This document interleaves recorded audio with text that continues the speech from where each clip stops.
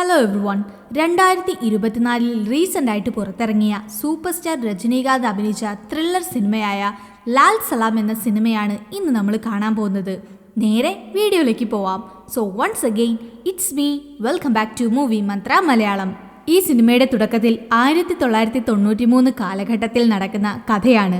ഇപ്പോൾ ഇലക്ഷൻ ടൈമാണ്, അതുകൊണ്ട് തന്നെ പാർട്ടിയിലുള്ള ഓരോരുത്തർക്കും സീറ്റ് കൊടുത്തോണ്ടിരിക്കുകയാണ്. പാർട്ടി ലീഡറായിരിക്കുന്ന സത്യമൂർത്തി നാരായണസ്വാമി എന്ന ആളോട് നിങ്ങൾക്ക് സീറ്റ് തരാം എന്ന ഒരു മാസം മുന്നേ നടന്ന പ്രശ്നങ്ങളിൽ നിങ്ങളുടെ മണ്ഡലത്തിൽ നിങ്ങൾക്ക് സപ്പോർട്ട് വളരെ കുറവാണ്. അതിലും മോറാബാദ് എന്ന ഏരിയയിൽ അതൃപ്തി നിലനിന്നുകൊണ്ടിരിക്കുകയാണ്. ഈ ഏരിയയുടെ പേര് കേൾക്കുമ്പോൾ തന്നെ മുസ്ലിംസ് നിറയെയുള്ള സ്ഥലമാണെന്ന് മനസ്സിലാവും. അതുകൊണ്ട് തന്നെ അവിടെയുള്ളവർ നമ്മുടെ പാർട്ടിക്ക് വോട്ട് ചെയ്യുമോ എന്നറിയില്ല. അതുമാത്രമല്ല, കഴിഞ്ഞ തിരഞ്ഞെടുപ്പിലും ഒരുപാട് വോട്ടുകൾ കിട്ടിയിട്ടല്ല നമ്മൾ ജയിച്ചത്. 100-200 വോട്ടുകളുടെ വ്യത്യാസത്തിലാണ് ജയിച്ചിരിക്കുന്നത്. മുസ്ലിം വോട്ട് കിട്ടിയില്ലെങ്കിലും വിജയശതമാനം കുറവായിരിക്കും. എന്നാലും ജയിക്കാൻ സാധ്യതയുണ്ട്. മറ്റുള്ള ആൾക്കാരുടെ വോട്ടുകൾ നമുക്ക് കിട്ടിയാൽ നമുക്ക് എന്തായാലും ജയിക്കാൻ കഴിയും. സോ അതിനുള്ള ഏർപ്പാടുകൾ ചെയ്യുമെന്ന് സത്യമൂർത്തി നാരായണസ്വാമിയോട് പറയും. ഇപ്പൊ നാരായണസ്വാമിക്ക് ഒരു മരുമകനുണ്ട്. അവന്റെ പേര് മഹാരാജ് എന്നാണ്. അവന് ഒരുപാട് മുസ്ലിം ഫ്രണ്ട്സ് എല്ലാം ഉണ്ട്. സോ നിങ്ങൾ പറഞ്ഞാൽ അവരതിന് സമ്മതിക്കും, എന്തായാലും ചെയ്യിക്കും എന്ന് പറഞ്ഞ് വാക്കുകൊടുക്കും. അവിടുന്ന് കട്ട് ചെയ്ത മോറാബാത്താണ് കാണിക്കുന്നത്. അവിടെ ഒത്തൊരുമയോടെ നിന്നവർ തമ്മിൽ ഇപ്പോൾ വലിയ പ്രശ്നങ്ങൾ നടന്നുകൊണ്ടിരിക്കുകയാണ്. രാത്രി പ്രശ്നങ്ങൾ അധികമായി ഹിന്ദു മുസ്ലിം എന്ന് രണ്ടാക്കി പിരിച്ച് ഹിന്ദു ആണുങ്ങളെ പോലീസ് ഒരു സ്ഥലത്ത് അടച്ചു വെക്കും, അതുപോലെ മുസ്ലിം ആളുകളെ വേറൊരു സ്ഥലത്തും പോലീസ് അടച്ചു വെക്കും. പറഞ്ഞു വരുമ്പോൾ ഇവരെ അറസ്റ്റ് ചെയ്ത് വെച്ചിരിക്കുന്നത് പോലെ ഇപ്പോൾ നമ്മുടെ നായകൻ തിരു രാത്രിയിൽ ഫ്രണ്ട്സിന്റെ കൂടെ വിജനമായ ഒരു വീട്ടിലാണുള്ളത്. അപ്പൊ മൈക്കിൾ എന്നയാൾ വന്ന് തിരുവിനോട് നീ ചെയ്ത കാര്യം വലിയ പ്രശ്നമായി മാറിയിരിക്കുകയാണ്. ഗ്രാമത്തിലുള്ള എല്ലാ ആണുങ്ങളെയും പോലീസ് അറസ്റ്റ് ചെയ്ത് വെച്ചിരിക്കുകയാണ്. ഇപ്പോൾ ഗ്രാമത്തിലെ സ്ത്രീകൾ മാത്രമേ ഉള്ളൂ. വലിയ രീതിയിൽ പ്രശ്നങ്ങൾ നടന്നുകൊണ്ടിരിക്കുകയാണ്. 4 ദിവസത്തേക്ക് അവിടെ കർഫ്യൂ ആണ് എന്നും പറയും. തിരുവും അമ്മയും അനിയത്തിയൊക്കെ എന്ത് ചെയ്യുന്നു എന്ന് ചോദിക്കും. അപ്പോൾ തിരുവിന്റെ വീടിന് തീ വെച്ചിട്ടുണ്ട് എന്ന് മനസ്സിലായി. ഇത് കേട്ട തിരുവിന് വല്ലാതെ ടെൻഷനായി. അപ്പോൾ മൈക്കിളും നീ ഇപ്പോൾ ഗ്രാമത്തിലേക്ക് പോയാൽ അത് വലിയ പ്രശ്നമാവും, 144 കഴിയട്ടെ, എന്നിട്ട് വേണ്ടത് എന്താണെന്ന് വെച്ചാൽ നമുക്ക് ചെയ്യാമെന്ന് പറയും. ആ സമയം അവിടേക്ക് ക്രിക്കറ്റ് ടീം തിരുവിന്റെ അടുത്തേക്ക് വരും. എന്നാൽ അപ്പോഴേക്കും തിരുവും ഗ്യാങ്ങും അവിടുന്ന് എസ്കേപ്പ് ആവും. ഇപ്പൊ മൈക്കിൾ വേറൊരു കാര്യം കൂടി പറയും. ഷംസുവിന് കുറച്ച് സീരിയസ് ആയി ഹോസ്പിറ്റലിലാണുള്ളത്. അവനൊന്നും സംഭവിക്കാൻ പാടില്ല. ഇൻ കേസ് എന്തെങ്കിലും സംഭവിച്ചാൽ അത് വളരെ വലിയ പ്രശ്നമാകും. സോ അവന്റെ ചികിത്സ കഴിയുന്നത് വരെ സേഫ് ആയിട്ട് ഇരിക്കണം എന്ന് പറയും. ഇവിടെ നടക്കുന്ന പ്രശ്നങ്ങളൊക്കെ വെച്ച് നോക്കുമ്പോൾ തിരുവിനെ അറസ്റ്റ് ചെയ്യുക എന്നതാണ് ഒരേ ഒരു സൊല്യൂഷൻ. സോ ജയിലിനകത്താണ് അവന് സേഫ്റ്റി. ഇല്ലെങ്കിൽ നാട്ടുകാരെല്ലാവരും ചേർന്ന് അവനെ അടിച്ചു കൊല്ലും. അങ്ങനെ തിരു ജയിലിലാവും. 6 മാസം കടന്നുപോയി. തിരുവിന് ജാമ്യവും ലഭിച്ചു. ജയിലിന് പുറത്തു വരുമ്പോൾ അവന്റെ സാധനങ്ങളെല്ലാം തിരിച്ചു കൊടുക്കും. അതിൽ മുസ്ലിംസ് കഴുത്തിലിടുന്ന പോലത്തെ പച്ച ലോക്കറ്റുള്ള കറുത്ത ചരട് അവനെടുത്ത് കഴുത്തിൽ കെട്ടി പുറത്തേക്ക് വരും. ഒരു ഭായിയാണ് അവനെ ജാമ്യത്തിലെടുത്തത്. നേരെ ഒരു വൈൻ ഷോപ്പിലേക്ക് പോയി നന്നായി മദ്യപിക്കും. കൂടെയുള്ളവൻ നീ വീണ്ടും ക്രിക്കറ്റ് കളിക്കാൻ പോണമെന്ന് പറയും. എന്നാൽ ഇനി ഞാൻ ക്രിക്കറ്റ് കളിക്കില്ല എന്ന തീരുമാനം എടുത്തിരിക്കുകയാണ് തിരു. അങ്ങനെ നാട്ടിലേക്ക് വരികയാണ്. അപ്പോൾ ബസ്സിൽ ഒരു വയസ്സായ ആള് ഇവനെ വല്ലാതെ ചീത്ത പറയും. ഒത്തൊരുമയോടെ കഴിഞ്ഞവരെ പ്രശ്നങ്ങൾ ഉണ്ടാക്കി പിരിച്ചു എന്ന് പറഞ്ഞ് നാട്ടിലേക്ക് വന്നതും എല്ലാ മുസ്ലിംസും തിരുവിനെ ദേഷ്യത്തോടെ നോക്കി. തിരുവും നേരെ വീട്ടിലേക്ക് വരുമ്പോൾ അവന്റെ അമ്മയും ഇനി നീ ഈ വീട്ടിലേക്ക് വരണ്ട എന്ന് പറഞ്ഞ് അവനെ പുറത്താക്കി വാതിലടയ്ക്കും. ഇനി എന്ത് ചെയ്യുമെന്നറിയാതെ തിരു അവിടുന്ന് മാറിയിരുന്നു. അപ്പോൾ തിരുവിന്റെ അനിയത്തി കവിത അമ്മയറിയാതെ അവന് ഫുഡ് കൊണ്ടു കൊടുക്കും. അമ്മ അന്വേഷിക്കുന്നുണ്ട് എന്നറിഞ്ഞ കവിതയും അവിടുന്ന് വേഗം പോവും. അങ്ങനെ അവിടെയുള്ള ബെഞ്ചിൽ കിടന്നുറങ്ങാമെന്ന് വിചാരിച്ചിരിക്കുമ്പോൾ കതിർവേൽ എന്നാൾ വന്ന് നാട്ടുകാരെ എല്ലാം വെറുപ്പിച്ചിട്ട് നീ ഇവിടെ കിടന്നുറങ്ങുന്നത് ശരിയല്ല, വീട്ടിലേക്ക് വാ എന്നും പറഞ്ഞ് കൂട്ടിക്കൊണ്ടുപോയി ഭക്ഷണം കൊടുക്കും. ഇപ്പുറത്ത് തിരുവിന്റെ അമ്മയും വിഷമിച്ചാണ് ഇരിക്കുന്നത്. ആ നാട്ടിലെ അമ്പലത്തിലെ പൂജാരി സാമിക്കണ്ണ് എന്നയാളാണ്. തിരുവിന്റെ അമ്മ വന്ന് അമ്പലത്തിൽ പ്രാർത്ഥിക്കുമ്പോൾ പൂജാരിയും വന്ന് നിങ്ങളുടെ മകൻ ഇതിൽ നിന്നെല്ലാം മാറി നന്നായി വരും എന്ന് പറയുമ്പോൾ അമ്മയും ഞാൻ അവന് വേണ്ടി പ്രാർത്ഥിക്കാൻ വന്നതല്ല, എൻ്റെ മകൾക്ക് വേണ്ടി പ്രാർത്ഥിക്കാൻ വന്നതാണ് എന്ന് പറയും.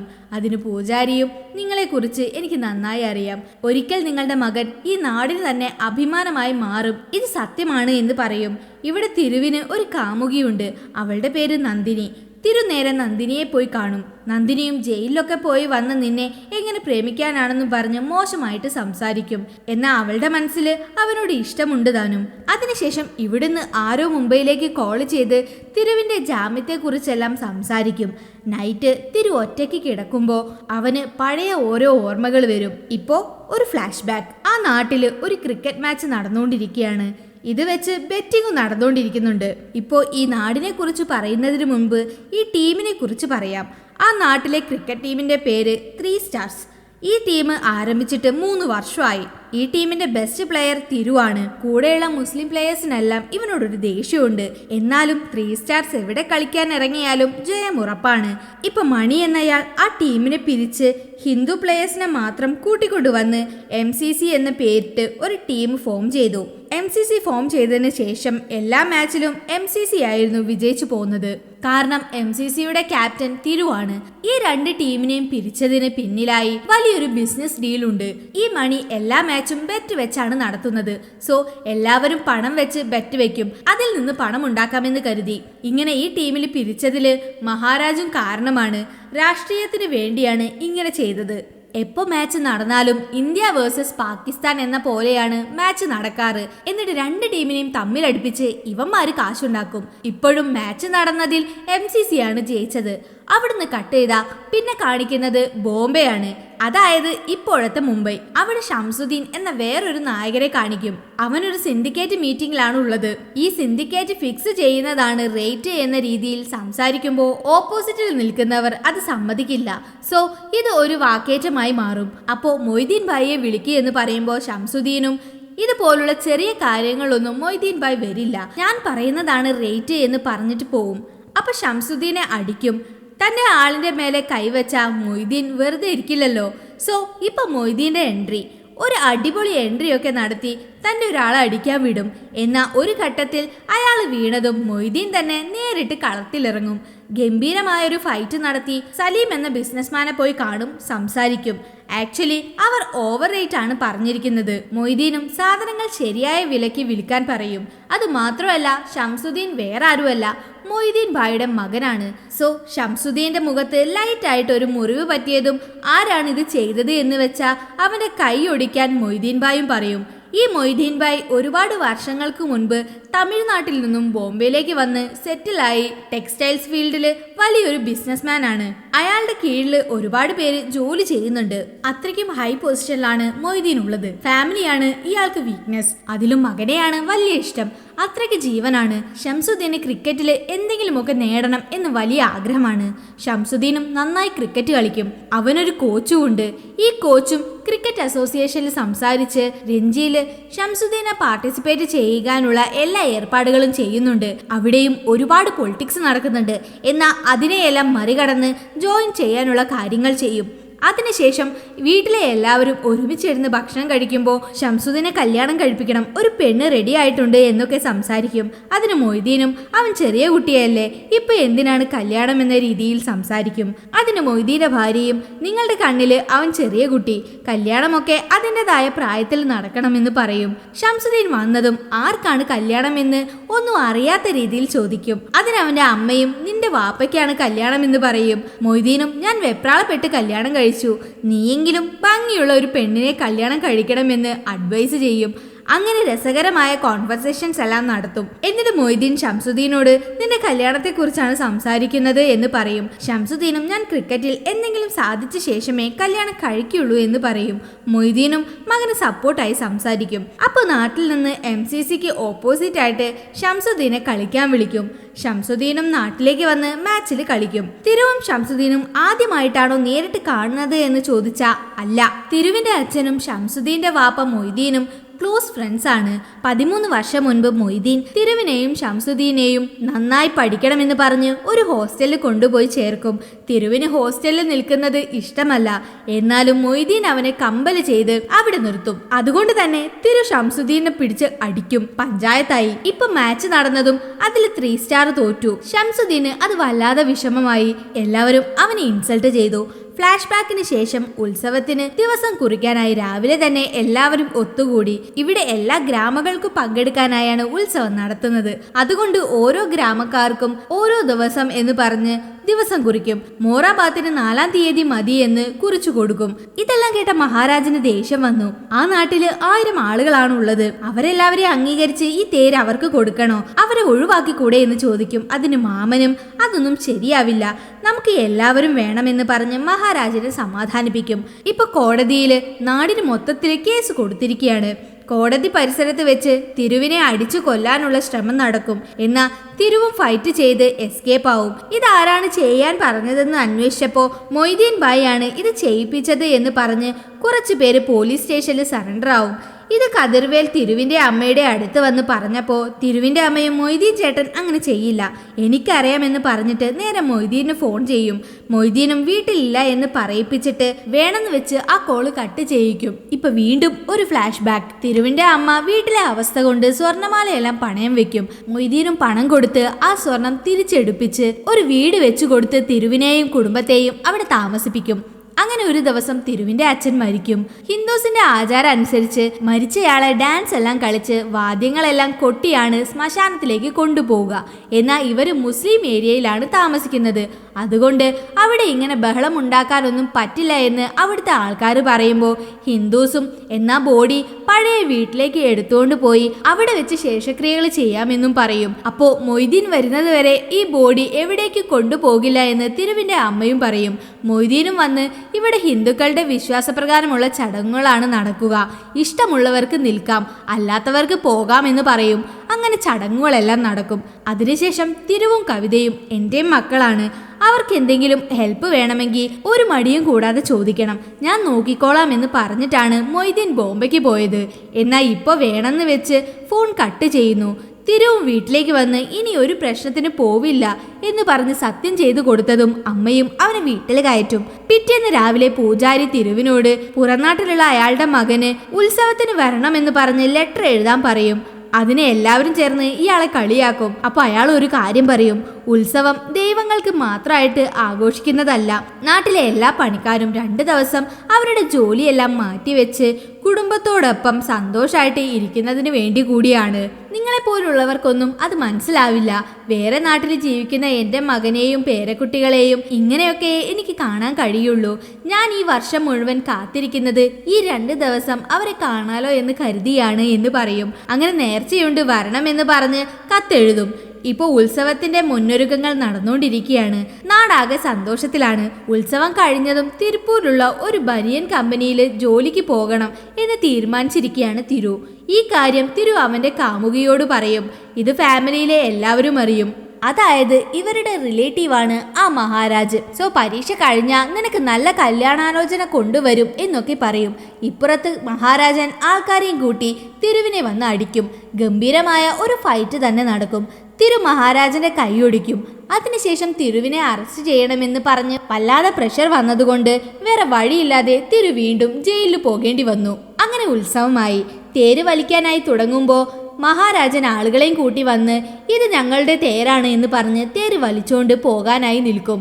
അപ്പൊ കതിർവേരും എല്ലാവരോടും അനുവാദം ചോദിച്ചിട്ടല്ലേ ഞങ്ങൾ തേരെടുത്തത്, ഇത്തവണ ഞങ്ങളെ തേര് വലിക്കാൻ അനുവദിക്കണം, അടുത്ത തവണ ഞങ്ങൾ പുതിയ തേര് വാങ്ങിക്കോളാം എന്ന് പറയും. അങ്ങനെ അവിടെ ചില പ്രശ്നങ്ങൾ നടക്കും. വന്നവർ തേര് കൊണ്ടുപോവും.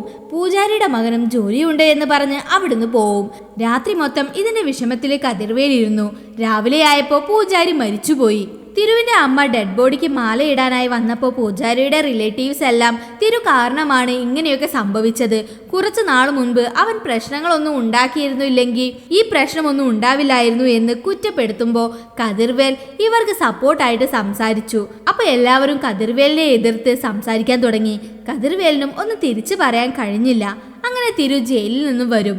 നാട്ടുകാരെല്ലാവരും ചേർന്ന് അവനെ അടിക്കാൻ തുടങ്ങും. തിരുവിന്റെ അമ്മയും ഇനി നീ ഈ നാട്ടിലേക്ക് വരണ്ട എന്നും പറഞ്ഞ് അടിക്കും. ഈ ന്യൂസ് ബോംബെയിലുള്ള മൊയ്തീൻ ഭായിയുടെ അടുത്തെത്തും. അതിനുശേഷം തിരു നേരെ മൈക്കിളിന്റെ വീട്ടിലേക്ക് വന്ന് വല്ലാതെ ഫീൽ ആയിട്ടിരിക്കും. ആക്ച്വലി മൈക്കിൾ തിരുവിനോട് ജയിലിൽ നിന്ന് ഇറങ്ങി നേരെ ഇവന്റെ വീട്ടിലേക്ക് വരാനായിരിക്കും പറഞ്ഞത്. എന്നാൽ അമ്മയെ കാണണമെന്ന് പറഞ്ഞാണ് തിരു നാട്ടിലേക്ക് പോയത്. അതാണെങ്കിൽ ഇങ്ങനെയുമായി. സോ വല്ലാതെ വിഷമത്തിലാണ്. നാട്ടിൽ നടന്ന പ്രശ്നങ്ങളൊക്കെ മൈക്കിൾ അറിഞ്ഞു. എന്നിട്ട് നാട്ടുകാർ നിന്റെ കൂടെ നിൽക്കണമെങ്കിൽ നീ ഒരു തേര് വാങ്ങാനുള്ള ഏർപ്പാട് ചെയ്യ്. ക്രിക്കറ്റ് മാച്ച് നടത്താൻ വേണ്ടി എല്ലാവരുടെ മുന്നിലും കൈ നീട്ടി ഡൊണേഷൻ വാങ്ങാറുണ്ടല്ലോ, അതുപോലെ പുതിയ തേര് വാങ്ങാനാണെന്നും പറഞ്ഞ് എല്ലാവരോടും ഡൊണേഷൻ വാങ്ങിക്കുകയെന്ന് ഒരു ഐഡിയ മൈക്കിൾ പറഞ്ഞു കൊടുക്കും. എല്ലാവരും അതിനുവേണ്ടി ഇറങ്ങുകയും ചെയ്യും. എന്നാൽ ആരും ഇവരെ വിശ്വസിച്ചില്ല. കതിർവേലും മദ്യപിക്കാൻ പൈസ ഇല്ലാത്തത് കൊണ്ട് തേരിന്റെ പേര് പറഞ്ഞ് ഇറങ്ങിയിരിക്കുകയാണോ എന്ന് ചോദിച്ച് ദേഷ്യപ്പെടും. അങ്ങനെ രാത്രി എല്ലാവരും മദ്യപിച്ച് ഫീലായിട്ട് ഇരിക്കുമ്പോൾ മൈക്കിൾ വേറൊരു ഐഡിയ പറയും. നീ മാത്രം ക്രിക്കറ്റ് കളിച്ചാ നിനക്കും പണം സമ്പാദിക്കാം, തേരും വാങ്ങാമെന്ന് പറയും. ആക്ച്വലി 6 മാസം മുമ്പ് ഒരു മാച്ച് നടന്നിരുന്നു. അതിൽ സംഭവിച്ച പ്രശ്നം കൊണ്ടാണ് ഇപ്പോഴും പ്രശ്നങ്ങൾ വരിവരിയായി നടന്നുകൊണ്ടിരിക്കുന്നത്. സോ അന്നു മുതൽ ഇനി മാച്ച് കളിക്കില്ല എന്ന് തീരുമാനിച്ചിരുന്നു. അപ്പോൾ 6 മാസം മുൻപ് എന്താണ് സംഭവിച്ചത്? Yes, flash back. ആ മാച്ചിൽ തോറ്റുപോയ വിഷമം ഷംസുദ്ദീന് വല്ലാതെ ഉണ്ടായിരുന്നു. ഇപ്പൊ MCCയെ തോൽപ്പിക്കാതെ ഞാൻ ബോംബെക്ക് പോകില്ല, ഞങ്ങൾ ജയിച്ച ശേഷമേ ബോംബെക്ക് പോകുള്ളൂ എന്ന് വാശിയിലാണ് ഷംസുദ്ദീൻ.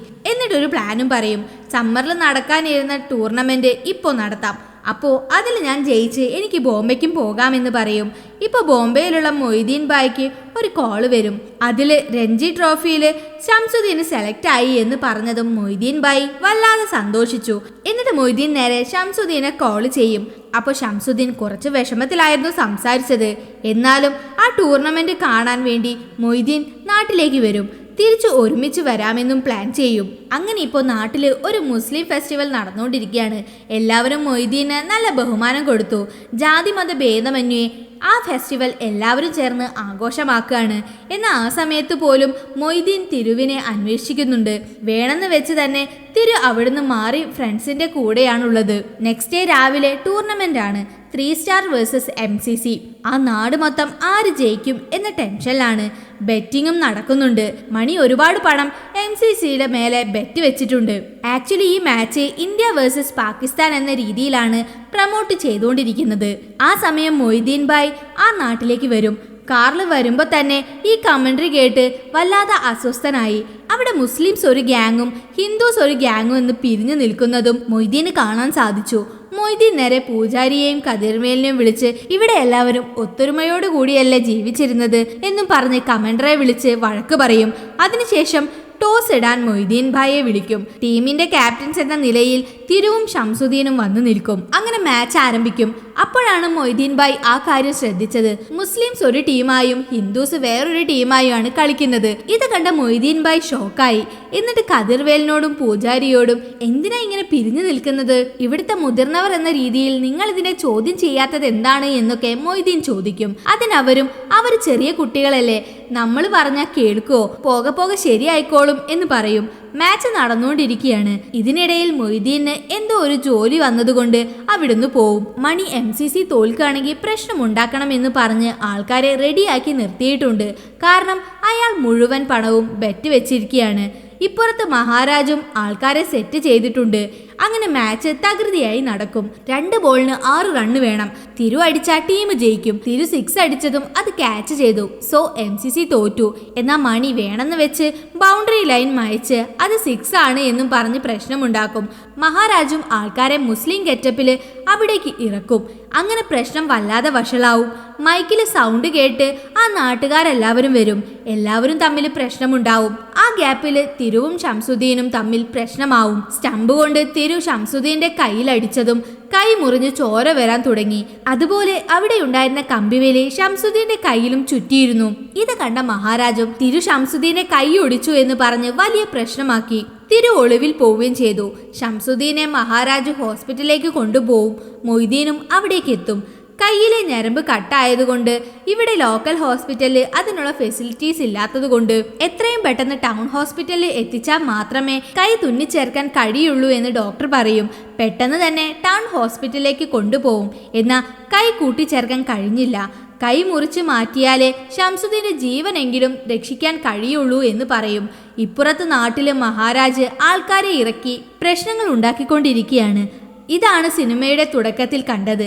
തിരു ഒളിവിലാണ്. നാട്ടുകാരെല്ലാവരെയും പോലീസ് അറസ്റ്റും ചെയ്തു. തെറ്റ് നമ്മുടെ അടുത്താണ്. സോ മൊയ്തീൻ ഭായിയെ കണ്ട് സംസാരിക്കുകയെന്ന് കതിർവേൽ തിരുവിന്റെ അമ്മയോട് വന്ന് പറയും. തിരുവിന്റെ അമ്മയും മൊയ്തീൻ ഭായിയുടെ അടുത്തേക്ക് വന്ന് എൻ്റെ മകന്റെ കൈ വേണമെങ്കിൽ വെട്ടിയെടുത്തോളൂ, കൊല്ലരുത് എന്ന് പറഞ്ഞ് കരയും. എന്നാൽ മൊയ്തീൻ അതിന് മറുപടിയൊന്നും പറയാതെ വീടിനകത്തേക്ക് കയറി വാതിലടയ്ക്കും. നെക്സ്റ്റ് ഡേ കളക്ടർ വന്ന് ഒരു പഞ്ചായത്ത് നടത്തും. അപ്പോൾ ഹിന്ദുസിന് അനുകൂലമായി മഹാരാജന്റെ മാമൻ വന്ന് സംസാരിക്കും. അതിന് മൊയ്തീനും ഞങ്ങൾ ഇന്ത്യൻ മുസ്ലിംസ് ആണ് എന്ന് പറയും. എങ്കിലും ഒരു പ്രശ്നം ഉണ്ടാവരുത് എന്ന് കരുതി മൊയ്തീൻ ഭായും ഇതെന്റെ പേഴ്സണൽ വിഷയമാണ്, എൻ്റെ മകന്റെ ജീവിതം തന്നെ നഷ്ടമായി, സോ ഈ പ്രശ്നം കോടതി വഴി നോക്കിക്കോളാം എന്ന് പറഞ്ഞ് അവസാനിപ്പിക്കും. അങ്ങനെ ആ നാട്ടുകാരുടെ പേരിലും കേസാവും. ഇപ്പൊ പ്രസന്റിലെ തിരു ക്രിക്കറ്റ് കളിച്ച് പണം സമ്പാദിച്ച് കതിർവേലിന്റെ അടുത്ത് ആ പണം കൊണ്ടുപോയി കൊടുത്ത് തേര് വാങ്ങാനായി അഡ്വാൻസും കൊടുക്കും. അങ്ങനെ തേര് വാങ്ങുന്നതിന് മുൻപ് ഉത്സവം ഫിക്സ് ചെയ്യാനായി തിരു പറയും. ആദ്യം കതിർവേൽ ഇല്ല എന്ന് പറഞ്ഞെങ്കിലും പിന്നെ ഉത്സവത്തിന്റെ ഡേറ്റ് ഫിക്സ് ചെയ്യും. ഈ സമയം ഷംസുദ്ദീൻ സൂയിസൈഡ് അറ്റംപ്റ്റ് നടത്തും. മൊയ്തീനും അവനെ അടിച്ച് അവന് കാര്യങ്ങൾ പറഞ്ഞു കൊടുക്കും. അങ്ങനെ ദിവസങ്ങൾ പോയിക്കൊണ്ടിരിക്കുകയാണ്. ഷംസുദ്ദീൻ വിഷമത്തിൽ തന്നെയാണ്. കൂടെയുള്ളവർ ഷംസുദ്ദീനെ മോട്ടിവേറ്റ് ചെയ്യുന്നുണ്ടെങ്കിലും തിരുവിനെ കൊല്ലണമെന്ന് ഷംസുദ്ദീൻ അമ്മയുടെ അടുത്ത് വന്ന് പറയും. കാരണം ഇവന്റെ കയ്യിലേക്ക് നോക്കുമ്പോൾ തിരുവിനെയാണ് ഓർമ്മ വരുന്നത്. തേരിന് 1.5 ലക്ഷം രൂപ കൂടി വേണം. തിരു അതിന്റെ തിരക്കിലാണ്. തേരുണ്ടാക്കിയവരും മുഴുവൻ പണം തന്നിട്ടേ തേര് കൊണ്ടുപോകാൻ പറ്റുള്ളൂ എന്ന് പറയും. അതിന് ഇവരും നാട്ടിൽ നിന്ന് വേറെ സ്ഥലത്ത് പോയി, അതായത് ബോംബെയിലും ബാംഗ്ലൂരിലുമൊക്കെ പോയി സെറ്റിൽ ആയവരുണ്ടല്ലോ, അവരുടെ അടുത്ത് ചോദിക്കാമെന്ന് പറയും. കതിർവേലും ബാംഗ്ലൂരിൽ പോയിക്കോ, ബോംബെയിലേക്ക് പോവണ്ട എന്ന് പറയും. എന്നാൽ ഇവര് നേരെ ബോംബെയിലെ മൈക്കിളിന്റെ വീട്ടിലേക്ക് പോവും. മൈക്കിൾ മൊയ്തീന്റെ അടുത്താണ് ജോലി ചെയ്യുന്നത്. അവിടുന്ന് കിട്ടിയ പണം കൊണ്ടാണ് നാട്ടിൽ സ്ഥലം വാങ്ങി വീട് വെച്ചതൊക്കെ. തിരു പുറത്തിറങ്ങിയ പ്രശ്നമാവും എന്ന് മനസ്സിലാക്കി മൈക്കിൾ തന്നെ എല്ലാവരോടും പോയി പണം പിരിക്കും. ഈ സമയം മഹാരാജ് ഷംസുദ്ദീനെ വിളിച്ച് ഞങ്ങൾ തിരുവിനെ കൊല്ലാൻ പ്ലാൻ ചെയ്തിരുന്നു, എന്നാൽ തിരുവിനെ മൊയ്തീൻ ഭായ് രക്ഷിച്ചു എന്ന് ഒരു ഫ്ലാഷ് ബാക്ക് പറയും. തിരു രാത്രിയിൽ ഒരു വീട്ടിൽ ഒറ്റയ്ക്കിരിക്കുന്ന സമയത്ത് അവനെ കൊല്ലാനായി മഹാരാജും മാമനും വന്നു. അപ്പം മൊയ്തീൻ ഭായ് വന്ന് തിരു എൻ്റെ മകനാണ്, സോ അവനെ എങ്ങാനും തൊട്ടാ ഞാൻ വെറുതെ ഇരിക്കില്ല എന്ന് പറഞ്ഞ് വാൺ ചെയ്യും. മൊയ്തീൻ ഷംസുദ്ദീന്റെ മുന്നിൽ തിരുവിനെ കൊല്ലണമെന്ന് പ്ലാൻ ചെയ്യുന്നത് പോലെ അഭിനയിച്ചതാണ്. കോടതിയിലേക്ക് ആൾക്കാരെ അയച്ച് തിരുവിനെ അടിച്ച് ഇത് മൊയ്തീൻ ഭായ് പറഞ്ഞിട്ട് ചെയ്തതാണ് എന്നും പറഞ്ഞ് സറണ്ടർ ആവുകയും ചെയ്തു. തിരു പുറത്തു നിന്ന അവനെ കൊല്ലുമെന്ന് മനസ്സിലാക്കിയാണ് നാട്ടുകാരെല്ലാം അറസ്റ്റ് ചെയ്യിപ്പിച്ചതും തിരുവിനെയും ജയിലിലേക്ക് പറഞ്ഞയച്ചതും. സോ ഇങ്ങനെ തിരുവിനെ മൊയ്തീൻ ഭായ് ആണ് രക്ഷിച്ചത് എന്ന് ഷംസുദ്ദീൻ മനസ്സിലാക്കി ദേഷ്യത്തില് ബോംബെ ഫുള്ള് ആൾക്കാരെ ഇറക്കും. മൈക്കിൾ മുസ്ലിംസ് ഒരുപാടുള്ള ഏരിയയില് ഒരു ഫാക്ടറിയില് ഇവിടേക്കാരും വരില്ല എന്ന് പറഞ്ഞ് തിരുവിനെ അവിടെ താമസിപ്പിക്കും. തിരുവും രാത്രി മുഴുവൻ ആ ഫാക്ടറിയിൽ ഇരുന്നു. നെക്സ്റ്റ് ഡേ രാവിലെ ബോംബെയില് ഹിന്ദുസും മുസ്ലിംസും തമ്മിൽ പ്രശ്നങ്ങൾ തുടങ്ങി. ഹിന്ദുസ് എല്ലാവരെയും അടിച്ചോണ്ടിരിക്കുകയാണ്. അങ്ങനെ ഫാക്ടറിയിൽ വന്ന് നോക്കുമ്പോൾ അവിടെ തിരുവിനെ കാണും. അവന്റെ കഴുത്തിലാണെങ്കിൽ മുസ്ലിംസ് കഴുത്തിലിടുന്ന ചരട് കെട്ടിയിട്ടുണ്ട്. അങ്ങനെ അവിടെ ഒരു ഗംഭീര ഫൈറ്റ് നടത്തും. അപ്പൊ കുറച്ചകലെ ഷംസുദ്ദീൻ തിരുവിനെ കണ്ട് ഓടി വരും. ഇത് കണ്ട തിരുവും അവിടുന്ന് എസ്കേപ്പ് ആവും. എന്നാൽ ഹിന്ദുസ് നേരെ ഷംസുദ്ദീനെ വളഞ്ഞ് കൊല്ലാൻ നോക്കും. അപ്പൊ തിരു അവിടേക്ക് വന്ന് വീണ്ടും ഫൈറ്റ് നടത്തും. ആക്ച്വലി മൊയ്തീൻ ഭായിന്റെ എനിമീസ് ആണ് ഷംസുദ്ദീനെ കൊല്ലാനായി വളഞ്ഞത്. തിരുവും ഷംസുദ്ദീനും അടി വാങ്ങുമ്പോൾ മൊയ്തീൻ ഭായ് അവിടേക്ക് വരും. എന്നിട്ട് അവിടെ ഒരു ഫൈറ്റ് നടത്തും. എന്നിട്ട് ഞാൻ എൻ്റെ മക്കളെ കൊണ്ടുപോകാനാണ് വന്നത്, അല്ലാതെ നിന്നെ കൊല്ലാനല്ല, ഇനിയെങ്കിലും ഒത്തൊരുമയോട് ജീവിക്കുക എന്ന് പറഞ്ഞിട്ട് അവിടുന്ന് പോവും. അതിനുശേഷം തേരിന്റെ ബാക്കി 1.5 ലക്ഷം രൂപ കൊടുത്ത് തേര് വാങ്ങിക്കൊണ്ടുവരും. എന്നാൽ അന്ന് രാത്രി മഹാരാജ് ഇവർക്ക് തേര് വേണ്ട എന്ന് പറഞ്ഞ് ആ തേരിന് തീ കൊളുത്തി. എന്നിട്ട് ഈ കാര്യം മദ്യപിച്ച് മാമന്റെ അടുത്ത് വന്ന് പറയും. എന്നാൽ ഇവരുടെ തേര് മഹാരാജ് എടുത്തോണ്ട് വന്നതുകൊണ്ട് മാമൻ മഹാരാജിനെ വല്ലാതെ വഴക്കു പറഞ്ഞു. കാരണം ആ നാട്ടുകാർക്ക് ഈ മാമനോട് വലിയ ബഹുമാനമായിരുന്നു. ഇപ്പൊ മഹാരാജ് തേര് എടുത്തോണ്ട് വന്നതും അവര് ഒരു പുതിയ തേര് വാങ്ങി. ആ നാട്ടിൽ കിട്ടിക്കൊണ്ടിരുന്ന ബഹുമാനവും പോയി. ഇങ്ങനെയെല്ലാം പറഞ്ഞതുകൊണ്ടാണ് മഹാരാജ് ആ തേര് കത്തിച്ചത്. ഇതെല്ലാം കേട്ട മഹാരാജിന്റെ വൈഫും ബഹളമുണ്ടാക്കും. കാരണം അവള് പ്രഗ്നന്റ് ആണ്.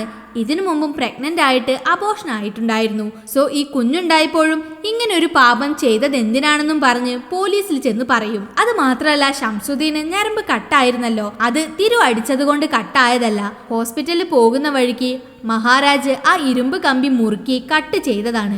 നാട്ടിൽ ഇത്രയും പ്രശ്നമുണ്ടാവാൻ കാരണം ഈ മഹാരാജാണ് എന്ന് പറഞ്ഞ് പോലീസിൽ കംപ്ലൈന്റ് കൊടുത്ത് മഹാരാജിനെയും അറസ്റ്റ് ചെയ്യിപ്പിക്കും. തേര് കത്തിയത് കണ്ട് നാട്ടുകാരെല്ലാം വല്ലാതെ ഇമോഷണൽ ആയി. എന്നിട്ട് എന്നിട്ട് നമുക്ക് ദൈവമാണ് ഇനി വഴി കാണിക്കേണ്ടത് എന്ന് കതിർവേൽ പറയുമ്പോൾ മൊയ്തീൻ അവിടേക്ക് വന്ന് നാളെ തന്നെ നിങ്ങൾക്ക് തേര് വരും എന്ന് പറഞ്ഞിട്ട് പോവും. എന്താന്ന് വെച്ചാൽ അടുത്തുള്ള നാട്ടിൽ ഫംഗ്ഷൻ നടന്നിരുന്നല്ലോ, അവിടെ മുസ്ലിം തേരുണ്ട്. നെക്സ്റ്റ് ഡേ ആ തേരെടുത്ത് അമ്പലത്തിലേക്ക് കൊടുക്കും. അങ്ങനെ രണ്ടു കൂട്ടരും ചേർന്ന് അമ്പലത്തിനകത്ത് കയറി തേരിലേക്ക് ദൈവത്തിന്റെ വിഗ്രഹം എടുത്തു വെക്കും. അങ്ങനെ രണ്ടു കൂട്ടരും ഒന്നിക്കുന്നത് കാണിച്ച് ഈ സിനിമ അവസാനിക്കും. മതത്തിന്റെ പേരിലും ജാതിയുടെ പേരിലും ആരെയും മാറ്റി നിർത്തരുത്, എല്ലാവരും ഒത്തൊരുമയോടെ കഴിയണമെന്ന് കാട്ടിത്തന്ന ഈ സിനിമ നിങ്ങൾക്ക് ഇഷ്ടപ്പെട്ട് കാണുമെന്ന് ഞാൻ പ്രതീക്ഷിക്കുന്നു. ഇതുപോലുള്ള കൂടുതൽ വീഡിയോസ് കാണാൻ വേണ്ടി നമ്മുടെ ചാനൽ ഒന്ന് സബ്സ്ക്രൈബ് ചെയ്ത് അടുത്തുള്ള ബെല്ലൈക്കണും കൂടെ ഒന്ന് എനേബിൾ ചെയ്ത് വെച്ചേക്കണേ. അപ്പോൾ അടുത്ത വീഡിയോയിൽ കാണാം. ബൈ.